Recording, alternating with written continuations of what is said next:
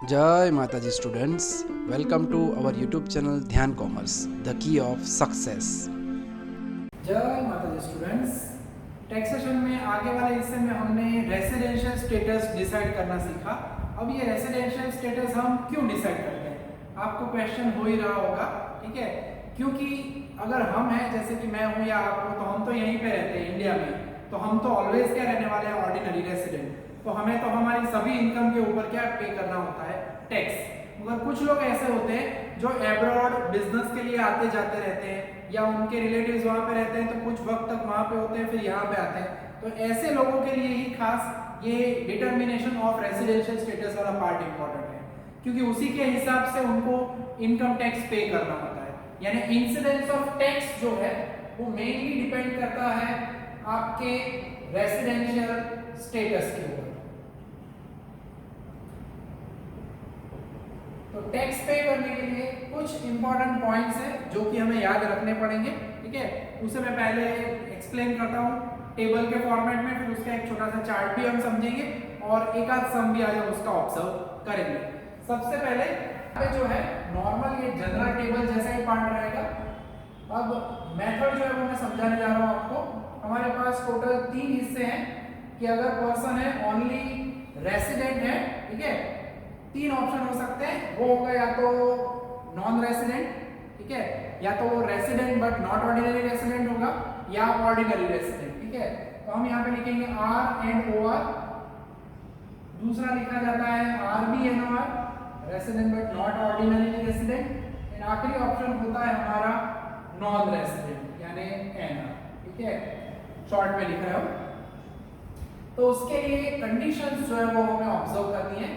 सबसे पहला पार्ट हमें ऑब्जर्व करना है, जो भी इनकम हमें दी जाती है उसमें हम ऑब्जर्व करेंगे कि whether the source of income earn कहां से की गई है, તમે આવક કમાયા ક્યાંથી છો।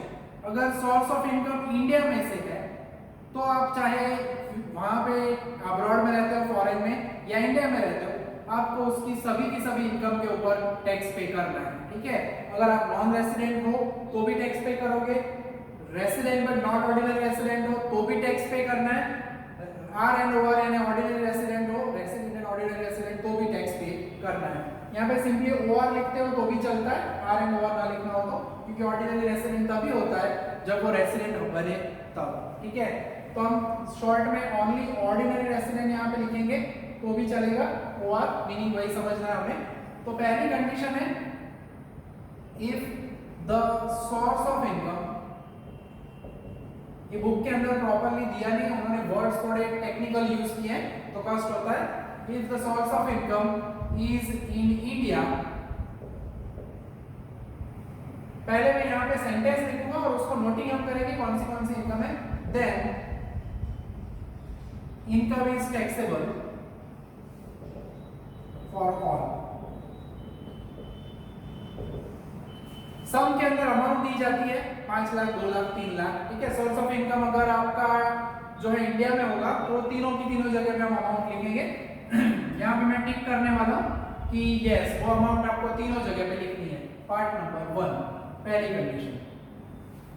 Part number 2 other source of income. Main जो है अर्निंग के लिए क्वेश्चन के अंदर आपको सबसे पहले यही चेक करना है कि क्या इनकम फ्रॉम इंडिया लिखा है, तो वो जो भी अमाउंट हो वो तीनों के तीनों स्टेटस के लिए, चाहे ऑर्डिनरी रेसिडेंट हो, आरबीएनओआर हो, resident but not ordinary resident, and non resident, तीनों में वो अमाउंट अप्लाई होगी। हमें करना क्या है, हमें तीनों स्टेटस के लिए जो भी इनकम का डेटा दिया जाए उसमें से हर एक रेसिडेंट के स्टेटस के हिसाब से कितनी इनकम टैक्सेबल होगी वो कैलकुलेट करना होगा। ठीक है, तो सेकंड नंबर के लिए अगर हम बात करें, अब सोर्स ऑफ इनकम जो है वो यहाँ पे इन इंडिया था, अगर इंडिया में ना हो तो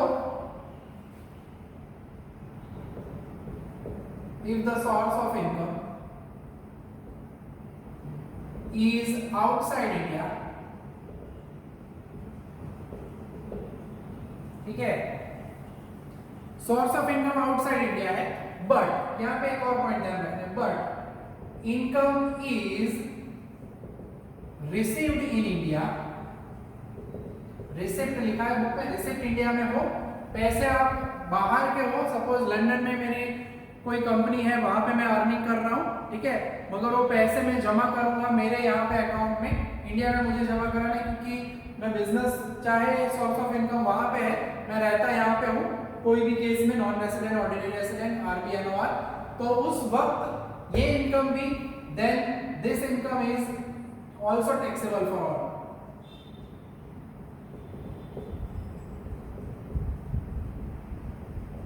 तो इसमें भी हम याद रखेंगे, तो अमाउंट है वो तीनों में टैक्सेबल मानी जाती है। मेन पार्ट क्या है यहाँ पे, रिसीव्ड इन इंडिया के, चाहे आउटसाइड इंडिया का है, यानी पहला पॉइंट देखना, अगर इंडिया में से इनकम मिल रही है तो वो टैक्सेबल होगा ही तीनों के लिए। मगर अगर वो इनकम इंडिया के बाहर है, उसका सोर्स ऑफ इनकम, यानी लंदन की कोई कंपनी में मेरी कंपनी वहां पे है, वहां से मुझे 5 लाख रुपए अर्निंग किया मैंने, मगर वो मैं यहाँ पे ला रहा हूँ मेरे बैंक अकाउंट में, यहीं पे मुझे उसका यूज करना है, तो अगर मेरे बैंक अकाउंट में इंडिया में रिसीव्ड होते हैं, फर्स्ट रिसिप्ट डायरेक्टली अर्न किया 5 लाख, सपोज मैंने मार्च में, सीधा अर्निंग मेरे बैंक अकाउंट में मार्च एंडिंग में या अप्रैल फर्स्ट वीक में सीधा मैंने जमा करा लिया हमारे वो प्रीवियस ईयर के अंदर, तो वो अमाउंट है वो टैक्सेबल होगी। फर्स्ट रिसीव्ड सीधा यहाँ पे होना चाहिए, ठीक है। तो यहाँ पे आप मेंशन करने के लिए फर्स्ट रिसिप्ट याद रख सकते हो, फर्स्ट याद रखना है, क्योंकि कभी कभी वो लोग ऐसा लिखते हैं कि वहां पे मिले और बाद में यहाँ पे 1 साल बाद 6 महीने बाद लाए, तो वो नहीं, हमें खास याद रखना है फर्स्ट रिसिप्ट इंडिया में हो, मेंशन ना किया हो फर्स्ट सेकंड, तो समझना है वो सीधा इंडिया में आ रहा है। यानी पहले 2 केसेस के लिए जो है वो इनकम तीनों के तीनों रेसिडेंशियल स्टेटस वाले रेसिडेंट के लिए टैक्सेबल होगा। अब उसके बाद जो है 2 पॉइंट वो भी खास ध्यान रखना है। पॉइंट नंबर 3, उसके अंदर हम यहाँ पे थोड़ा सा चेंज करते हैं, ठीक है। रिसीव्ड इंडिया में ना हो तो कुछ और पॉइंट याद आता है। अब यहाँ पे मैं लिख रहा हूँ, if the source of income is outside India, उसमें रिसीव इंडिया में नहीं हो रहा income not received in India, then 2 point है। एक first, control and management is from India,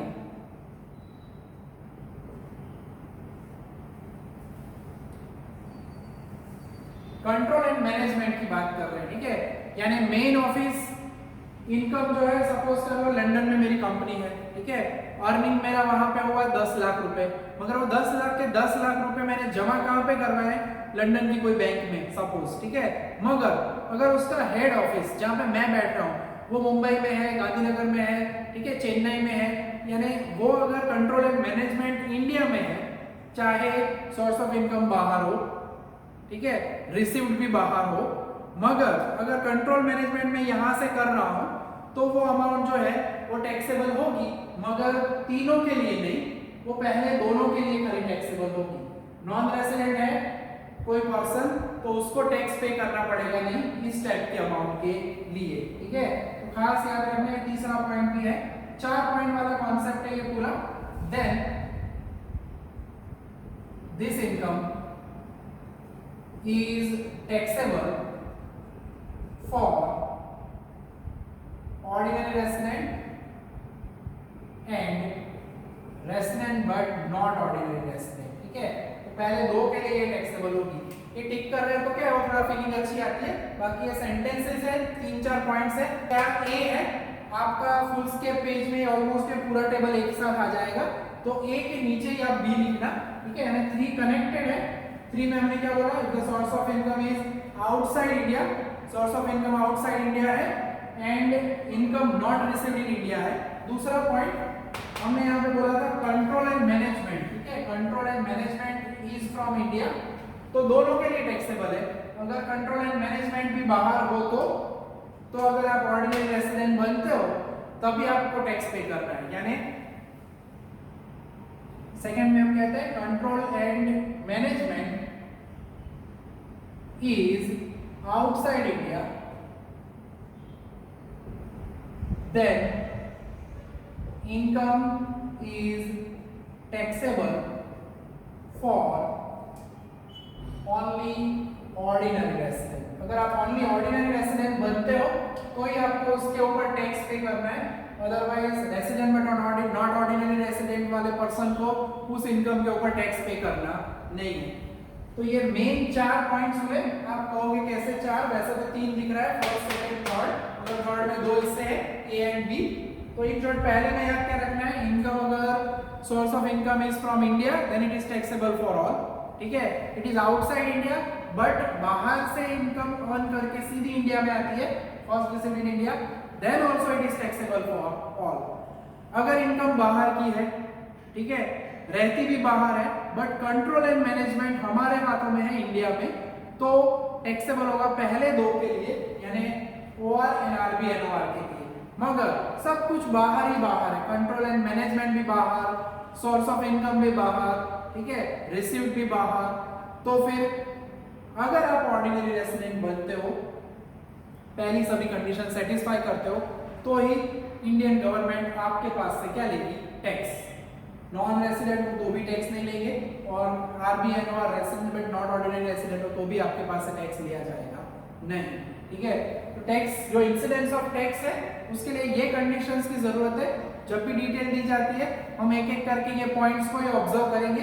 पहला चेक करना होगा सोर्स ऑफ इनकम, इंडिया में है तो टैक्सेबल, आउटसाइड इंडिया है तो रिसिप्ट दिया है अंदर तो चेक करना है, अगर इंडिया में है तो तीनों में बाहर ही रहती है अमाउंट तो कंट्रोल मैनेजमेंट देखना है, लिख के देते वो, अगर इंडिया में हो तो पहले 2 के लिए, otherwise only for ordinary resident. तो मेन 3 पॉइंट्स है जिसके लिए हमें इनकम इंक्लूड करनी है। चौथा पॉइंट है वो मैं यहाँ पे लिखूंगा कब आप इनकम इंक्लूड नहीं करते, ठीक है। बाकी हमारे टेबल का काम ऑलमोस्ट खत्म हो चुका है, यानी चौथे पॉइंट में हम कहते हैं अगर हमारा प्रीवियस ईयर हम जो भी कैलकुलेशन करते हैं वो 2019-20 के लिए टैक्स कैलकुलेट किया जाता है, ठीक है, टैक्सेबल इनकम कैलकुलेट करेंगे रादर हम। यहाँ पे जो भी इनकम मिलेगी वो टैक्सेबल इनकम मिलेगी विद रिस्पेक्ट टू ओआर, आरबीएनओआर और एनआर, ठीक है। चौथा पॉइंट जो है, if income is earned before previous year then it is ignored, ठीक है, या then it is not liable for the tax, okay. हम लिखेंगे सिंपली ignored। ऐसी इनकम को इग्नोर करना है क्योंकि पुराने ईयर की है तो नेचुरली उसका टैक्स पुराने ईयर्स में ही हमने पे कर लिया होगा, ठीक है। तो वैसी इनकम कोई भी पार्ट में हम उसे टैक्सेबल गिनने वाले नहीं है, ठीक है। तो ये हमारा पूरा टेबल है, परफेक्टली टेबल को आप एक पेज पे अच्छे से रेडी कर लो। चार्ट के अंदर अगर हम बात करें तो सबसे पहला पॉइंट होता है सोर्स ऑफ इनकम, ठीक है। ड्राइंग मेरा उतना अच्छा नहीं है तो I am trying my best. Source of income अगर इंडिया में है, जो हमने सेंटेंस में लिखा वो शॉर्ट में, देन अमाउंट जो है वो इनकम है टैक्सेबल फॉर ऑल, ठीक है। मुझे तो ये चार्ट बहुत पसंद है, जब से मैंने बनाया तब से मुझे फीलिंग अच्छी आती है। फिर दूसरा पॉइंट, अगर सोर्स ऑफ इनकम है इंडिया में है तो कोई टेंशन नहीं है, मगर आउटसाइड इंडिया है तो इसके 2 ऑप्शन होते हैं, ठीक है। मैंने जो कहा आउटसाइड इंडिया में सबसे पहला वो होता है इनकम रिसीव्ड कहाँ पे होगी, तो उसमें मैंने कहा था इनकम रिसीव्ड इन इंडिया है, इनकम रिसीव्ड इन इंडिया है अगर, तो भी वो क्या होगा, टैक्सेबल फॉर ऑल। यानी टैक्सेबल फॉर ऑल का मीनिंग होता है ओआर, आरबीएनओआर, आपके लिए लिखना है तो लिख सकते हैं, एंड लास्ट में एनआर, ठीक है। ये पार्ट मैंने अभी टेबल में समझाया हुआ है तो वैसे प्रॉब्लम नहीं होगा। तो जो 2 पॉइंट हमने लिखे बहुत ही बड़ा टेबल बनता है, उसको शॉर्ट में समझ सकते हैं हम यहाँ पे एक छोटे से चार्ट के ऊपर से। अब और आगे बढ़ते हैं। आउटसाइड इंडिया में अगर इनकम रिसीव्ड इंडिया में होती है तो टैक्सेबल फॉर ऑल, मगर अगर income is not received in India या इनकम इज रिसीव्ड अब्रॉड, मैं ऐसा लिखता हूं इनकम इज रिसीव्ड अब्रॉड। अब इतना तो समझ में आएगा, अब्रॉड यानी आउटसाइड इंडिया, ठीक है। फिर भी कुछ लोगों को डाउट होता है तो उनके लिए मैं लिख देता हूं, क्योंकि कभी कभी वो एग्जाम्पल में सीधा वर्ड यूज कर सकते हैं। कंट्री का नाम नहीं लिखते, खाली लिखते हैं income is not received in India या आउटसाइड इंडिया। तब हमने अभी अभी चार्ट में 2 पॉइंट बताए, तब क्या देखा जाता है, कंट्रोल एंड मैनेजमेंट। ठीक है, तो यहाँ पे मैं छोटा सा इसे ऐड करता हूँ, कंट्रोल एंड मैनेजमेंट। अगर कंट्रोल एंड मैनेजमेंट हमारा इंडिया में है, ठीक है, या क्या होगा आउटसाइड इंडिया। आपको जैसे शेप पसंद है वैसा शेप आप बना सकते हो, मैं सर्कल सर्कल गोल गोल बना रहा हूं। ठीक है, इनकम अगर आउटसाइड इंडिया रिसीव हुई है तो आपको फिर चेक करना है कंट्रोल एंड मैनेजमेंट। अगर लिखा हो तो, सपोज ना लिखा हो कंट्रोल एंड मैनेजमेंट, तो क्या समझना है, तो वो बाहर का ही होगा, आउटसाइड इंडिया का ही होगा। रिसीव्ड इन इंडिया हो तो जो अमाउंट है वो होगी taxable for OR and RBNOR. ठीक है, तो ऑर्डिनरी रेसिडेंट के लिए टैक्सेबल होगा amount and resident but not ordinary resident के लिए होगा। और आउटसाइड इंडिया है कंट्रोल एंड मैनेजमेंट तो क्या होगा, then it is only taxable for ordinary resident. ठीक है, तो ओनली टैक्सेबल इनकम होती है फॉर ऑर्डिनरी रेसिडेंट। ठीक है, बहुत ही हमने इसके अंदर वक्त दिया है। ये टेबल मैंने इस तरह का फॉर्मेट बनाया क्योंकि बोर्ड में वर्टिकल में वक्त आई मीन जगह कम पड़ती है, फिर सेटिंग नहीं होता। आपके नोटबुक के अंदर आप जैसे भी डायमेंशन में चाहो वैसे कर सकते हो। ठीक है, तो जो हमने अपनी टेबल में लिखा वो पूरा चार्ट हमारे पास रेडी है, शॉर्टकट में इजीली समझ में आ सकता है। फिर से समझा देता हूँ, ऑलमोस्ट मैं 2-3 बार समझा चुका हूँ, सम अभी देखने वाले छोटा। सोर्स ऑफ इनकम इंडिया में है, then taxable for all. Source of income outside India है तो 2 option, whether income is received in India, if answer is yes then it is taxable for all. अगर नो है तो आपको सीधा जाना है नीचे, यानी 2 हिस्से मैंने इसीलिए दिखा है। तो रिसीव्ड होता है अब्रॉड तो 2 बार कंट्रोल एंड मैनेजमेंट चेक करो, इंडिया में हो तो taxable for ordinary resident and resident में नॉट ऑर्डिनरी रेसिडेंट, एंड अगर आउटसाइड इंडिया है तो taxable for only ordinary resident. तो बच्चों अब देख लेते हैं सम, क्योंकि आगे थियरी तो हम समझ ही चुके हैं। क्वेश्चन में डिटेल्स 4 दी गई है और उसको अब सॉल्व करेंगे। जैसे कि हमें पता है, फॉर्मेट अभी आगे ऑब्जर्व कर लिया है। लेफ्ट साइड पे हम प्रीवियस ईयर लिखते हैं, राइट साइड पे असेसमेंट ईयर लिखते हैं। अब यहाँ पे taxable income of mister x देखनी है। जैसे कि बच्चों आप ऑब्जर्व कर सकते हो, क्वेश्चन में पहली डिटेल में बोला है business income earned in India. जैसे कि अभी हमने मेथड में समझा, मैंने बोर्ड पे पूरा आपको समझाया है कि अगर इनकम का सोर्स इंडिया में है देन टोटल जो भी इनकम दी जाए it is taxable for all, यानी 16,40,000 बच्चों वो अमाउंट जो है टैक्सेबल होगी ordinary resident, resident but not ordinary resident जिसे हम आरबीएनओआर कहते हैं, एंड फाइनली लास्ट में नॉन रेसिडेंट के लिए। तो सोर्स ऑफ इनकम पहले पढ़ना है बच्चों खास। अब आगे बढ़ते हैं दूसरी डिटेल में। यहाँ पे बताया गया है बिजनेस इनकम अर्नड इन श्रीलंका। बुक में बच्चों श्रीलंका में SHRI लिखा हुआ है, यहाँ पे मैंने करेक्ट किया हुआ है। बिजनेस इनकम इंडिया की नहीं है, यानी सेकंड इनकम में हम सेकंड पॉइंट में हमने ऑब्जर्व किया था इनकम के लिए कि अगर उस अमाउंट को सीधा इंडिया में लाया जाए तो टैक्सेबल फॉर ऑल है, बट यहाँ पे वो कुछ डिटेल दी नहीं है, सीधा लिखा हुआ है the head office of such business is situated in Chennai. तो पॉइंट नंबर 3 है बच्चों, उसे ऑब्जर्व करना पड़ेगा कि अगर कोई इनकम बाहर की है इंडिया से, बट अगर हेड ऑफिस या कंट्रोल मैनेजमेंट इंडिया में है, जैसे कि यहाँ पे चेन्नई में है, तो that amount is taxable for first 2, यानी ordinary resident and resident but not ordinary resident. इस केस में नॉन रेसिडेंट को कोई टैक्स पे करना होता नहीं है। आगे बढ़ते हैं बच्चों, थर्ड जो डिटेल है हमारे पास यहाँ पे, उसमें बताया गया है income earned in previous year and received abroad. अब वो अमाउंट हमें दी गई है बच्चों 3,50,000 और पीछे बताया गया है which he has brought ₹1,50,000 in India. बच्चों फर्स्ट रिसीव्ड हो तो ही टैक्सेबल फॉर ऑल होता है। यहाँ पे 3,50,000 लास्ट ईयर की इनकम है और मिली भी वहीं पे है। तो बच्चों याद रखना है इनकम बाहर की हो और अगर बाहर ही रहती है तो वो अमाउंट जो है टैक्सेबल होती है ओनली फॉर ऑर्डिनरी रेसिडेंट, यानी पॉइंट नंबर 3A जो है हमारी थियरी का वो अप्लाई यहाँ पे होगा। और जैसे कि चौथा लास्ट आप देख सकते हो, उसमें बताया गया है income earned abroad in earlier previous year. अब प्रीवियस ईयर के पहले के ईयर्स हो बच्चों, तो वो इनकम कोई भी रेसिडेंशियल स्टेटस के हिसाब से टैक्सेबल नहीं है। तो बच्चों 4 डिटेल में हमने ओवरऑल जो हमारा थियरी का आगे का कॉन्सेप्ट है वो समझ लिया है।